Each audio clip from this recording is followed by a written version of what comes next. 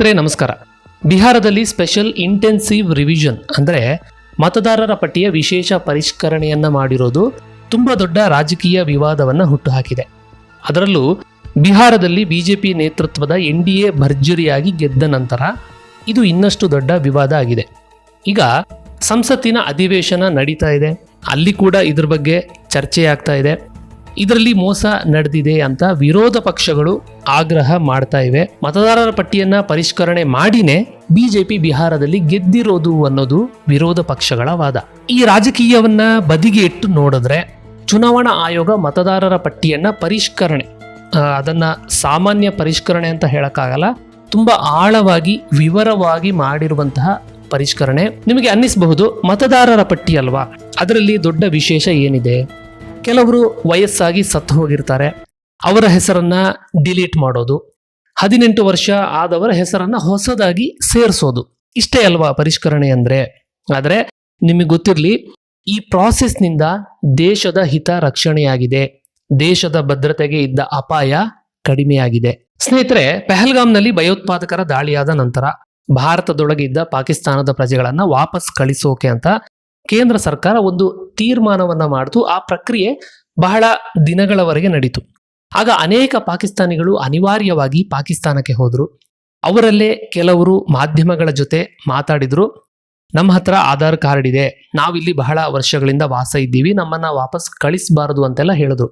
ಜೊತೆಗೆ ಅವರೆಲ್ಲ ಇಲ್ಲಿ 10-15 ವರ್ಷಗಳಿಂದ ಮತದಾನ ಮಾಡ್ತಾ ಇದ್ದೀವಿ, ನಮಗೆ ಆಧಾರ್ ಕಾರ್ಡ್ ಇದೆ, ವೋಟರ್ ID ಇದೆ ಅಂತೆಲ್ಲ ಹೇಳಿದ್ರು. ಅಂದ್ರೆ ನಮ್ಮಲ್ಲಿ ಭಾರತೀಯರ ಥರನೇ ಪಾಕಿಸ್ತಾನಿಗಳು ಕೂಡ ವೋಟ್ ಮಾಡ್ತಾ ಇದ್ದಾರೆ ಅನ್ನೋದು ಖಚಿತ ಆಯ್ತು. ಇವರೆಲ್ಲ ಯಾರಿಗೆ ವೋಟ್ ಹಾಕ್ತಾರೆ? ಇವರಿಗೆ ವೋಟರ್ ID ಮಾಡಿಸಿ ಕೊಡೋರು ಯಾರು? ಯಾವ ಲಾಭಕ್ಕೋಸ್ಕರ ಇವರು ನಮ್ಮ ದೇಶದ ರಾಜಕಾರಣಿಗಳಿಗೆ ಮತ ಹಾಕಬೇಕು? ಇವೆಲ್ಲ ಪ್ರಶ್ನೆಗಳಿಗೆ ಉತ್ತರ ಸಿಕ್ಕಿಲ್ಲ. ಈ ದೃಷ್ಟಿಯಲ್ಲಿ ನೋಡೋದಾದ್ರೆ ಚುನಾವಣಾ ಆಯೋಗ ಮಾಡುವ ಈ ಪರಿಷ್ಕರಣೆ ಬಹಳ ಉತ್ತಮವಾದ ಕ್ರಮ. ಈ ಪರಿಷ್ಕರಣೆಯಿಂದ ನಿಜವಾದ ಭಾರತೀಯರು ಯಾರು, ಬಾಂಗ್ಲಾ ಪಾಕಿಸ್ತಾನದಿಂದ ಬಂದು ಇಲ್ಲಿ ಕೂತವರು ಯಾರು ಅನ್ನೋದು ಗೊತ್ತಾಗುತ್ತೆ. ಭಾರತದ ಒಬ್ಬ ರಾಜಕಾರಣಿ ಅಧಿಕಾರಕ್ಕೆ ಬರಬೇಕು ಅಂತ ಪಾಕಿಸ್ತಾನ ಅಥವಾ ಬಾಂಗ್ಲಾದೇಶದ ಒಬ್ಬ ವ್ಯಕ್ತಿ ನಿರ್ಧಾರ ಮಾಡ್ತಾನೆ ಅಂದ್ರೆ ಇದು ದೇಶದ ದುರಂತ ಅಲ್ವಾ? ಈ SIR ಇಂತಹ ಅವ್ಯವಸ್ಥೆಯನ್ನ ಸ್ವಲ್ಪ ಮಟ್ಟಿಗೆ ನಿವಾರಣೆ ಮಾಡಿದೆ. 2025 ಜೂನ್ನಲ್ಲಿ ಬಿಹಾರದಲ್ಲಿ 7,89,00,000 ಮತದಾರರಿದ್ರು. ಚುನಾವಣಾ ಆಯೋಗ ಪರಿಷ್ಕರಣೆ ಮಾಡಿ 65 ಲಕ್ಷ ಮತದಾರರ ಹೆಸರನ್ನ ತೆಗೆದುಹಾಕ್ತು. ಆ ನಂತರ ಕೂಡ 3,66,000 ಮತದಾರರು ಅನರ್ಹರು ಅಂತ ಅವರ ಹೆಸರನ್ನು ತೆಗೆದುಹಾಕಿದ್ರು. ಬಳಿಕ 21,53,000 ಅರ್ಹ ಮತದಾರರ ಹೆಸರನ್ನ ಸೇರಿಸಿದ್ರು. ಒಟ್ಟಾರೆಯಾಗಿ 7,42,00,000 ಮತದಾರರನ್ನ ಫೈನಲ್ ಮಾಡಿದ್ರು. ಇಷ್ಟೆಲ್ಲ ಮಾಡುವಾಗ ಚುನಾವಣಾಧಿಕಾರಿಗಳು ಅನುಮಾನ ಇರುವ ಪ್ರದೇಶಗಳಲ್ಲಿ ಮನೆ ಮನೆಗೆ ಹೋಗಿ ಪರಿಶೀಲನೆ ಮಾಡಿದ್ದಾರೆ. ಅಲ್ಲಿ ಬಾಂಗ್ಲಾದೇಶ, ಅಫ್ಘಾನಿಸ್ತಾನ, ಮಯನ್ಮಾರ್ ಮತ್ತು ನೇಪಾಳ ದೇಶದ ಪ್ರಜೆಗಳು ಪತ್ತೆ ಆಗಿದ್ದಾರೆ ಅಂತ ಸುದ್ದಿ ಬಂತು. ಈ ಸುದ್ದಿಯನ್ನ ಕೊಟ್ಟವರು ಕೂಡ ಚುನಾವಣಾ ಆಯೋಗದ ಮೂಲಗಳೇ.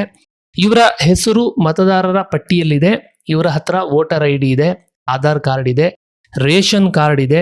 ಇಂತಹ ಒಟ್ಟು 3 ಲಕ್ಷ ಮತದಾರರ ಮೇಲೆ ಚುನಾವಣಾ ಆಯೋಗಕ್ಕೆ ಅನುಮಾನ ಬಂತು. ಅವರೆಲ್ಲರಿಗೂ ನೋಟಿಸ್ ಕೊಟ್ಟರು. ಅಂದ್ರೆ ಇಂತಹ ಎಲ್ಲಾ ಮತದಾರರು ಸರ್ಕಾರದ ಯೋಜನೆಗಳ ಲಾಭವನ್ನ ಪಡಿತಾ ಇದ್ದಾರೆ. ನಾವು ಕಟ್ಟುವ ತೆರಿಗೆ ಹಣ ಬೇರೆ ದೇಶದ ಪ್ರಜೆಗಳನ್ನ ಉದ್ಧಾರ ಮಾಡೋದಿಕ್ಕೆ ಬಳಕೆಯಾಗ್ತಾ ಇದೆ. ಬಿಹಾರ ಆದ್ಮೇಲೆ ಪಶ್ಚಿಮ ಬಂಗಾಳದಲ್ಲಿ SIR ಆರಂಭ ಆಗಿದೆ. ಚುನಾವಣಾ ಆಯೋಗದ ಅಧಿಕಾರಿಗಳು ನಮ್ಮ ಮನೆಗೆ ಬರ್ತಾ ಇದ್ದಾರೆ ಅಂತ ಗೊತ್ತಾದ ಕೂಡಲೇ ಒಂದೇ ವಾರದಲ್ಲಿ 1,200 ವಲಸಿಗರು ಗಂಟು ಮೂಟೆ ಕಟ್ಟಿಕೊಂಡು ಬಾಂಗ್ಲಾದೇಶಕ್ಕೆ ಪರಾರಿಯಾಗಿದ್ದಾರೆ. ಬಂಗಾಳದ ಉತ್ತರ 24 ಪರಗಣ ಜಿಲ್ಲೆಯಲ್ಲಿ ರಾತ್ರಿಯಲ್ಲಿ ಸಾವಿರಾರು ವಲಸಿಗರು ಮನೆ ಬಿಟ್ಟು ಕುಟುಂಬ ಸಮೇತ ಹೋಗ್ತಾ ಇರೋದು ಕಂಡು ಬಂದಿದೆ. ಅಂತಹ ದೃಶ್ಯಗಳನ್ನ ಮೊಬೈಲ್ನಲ್ಲೆಲ್ಲ ರೆಕಾರ್ಡ್ ಮಾಡಿದ್ದಾರೆ. ಒಂದು ವೇಳೆ ಚುನಾವಣಾ ಆಯೋಗದ ಅಧಿಕಾರಿಗಳ ಕೈಗೆ ಇವರು ಸಿಕ್ಕಾಕೊಂಡ್ರೆ ಪೊಲೀಸರು ಬಂಧನ ಮಾಡ್ತಾರೆ. ಅದಕ್ಕೆ ಹೆದರ್ಕೊಂಡು ಎಲ್ಲರೂ ಓಡಿ ಹೋಗಿದ್ದಾರೆ. ಈಗ ಕರ್ನಾಟಕದ ವಿಷಯಕ್ಕೆ ಬರೋಣ. ಕರ್ನಾಟಕದ ಕಾಶ್ಮೀರ ಅಂತ ಕೊಡಗು ಜಿಲ್ಲೆನ ಕರೀತಾರೆ. ಇಡೀ ಕರ್ನಾಟಕದಲ್ಲಿ ಬಹಳ ದೊಡ್ಡ ಪ್ರವಾಸೋದ್ಯಮ ಕೇಂದ್ರ ಕೊಡಗು ಜಿಲ್ಲೆ.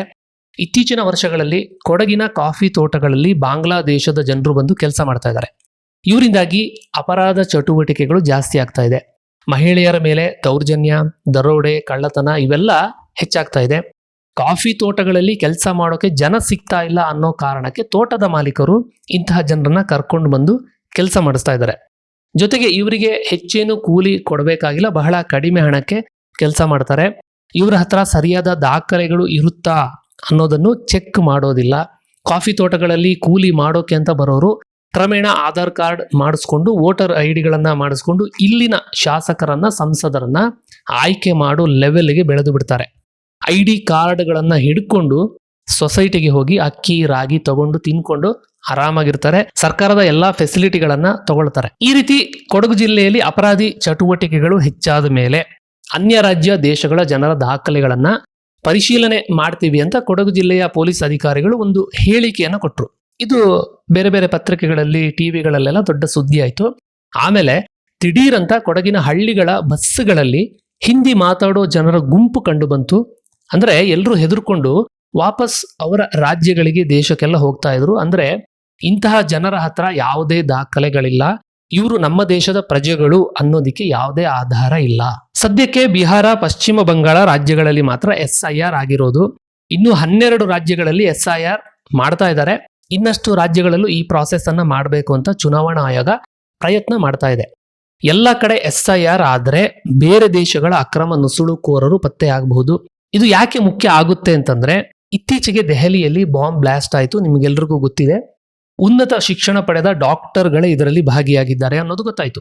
ವೈಟ್ ಕಾಲರ್ ಟೆರರಿಸಂ ಅನ್ನೋದು ಹೇಗೆ ದೇಶವನ್ನ ವ್ಯಾಪಕವಾಗಿ ಹರಡ್ಕೊಂಡಿದೆ ಅನ್ನೋದು ಗೊತ್ತಾಯಿತು.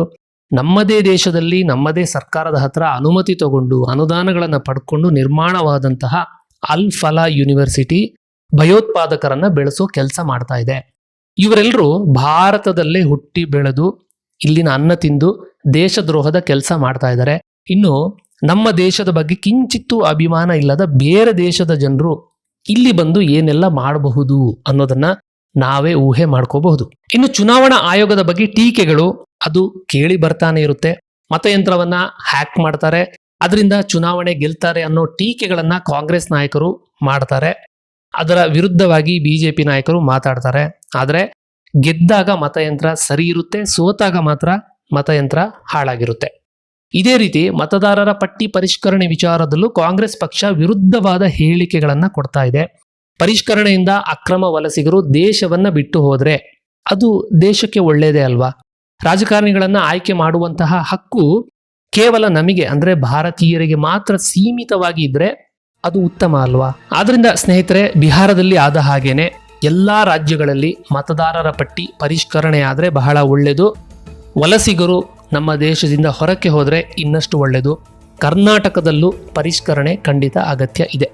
ಇದ್ರ ಬಗ್ಗೆ ನಿಮ್ಮ ಅಭಿಪ್ರಾಯ ಏನು ಅನ್ನೋದನ್ನ ಕಮೆಂಟ್ನಲ್ಲಿ ತಿಳಿಸಿ. ಮುಂದಿನ ವಿಡಿಯೋದಲ್ಲಿ ಮತ್ತೆ ಭೇಟಿಯಾಗೋಣ. ನಮಸ್ತೆ.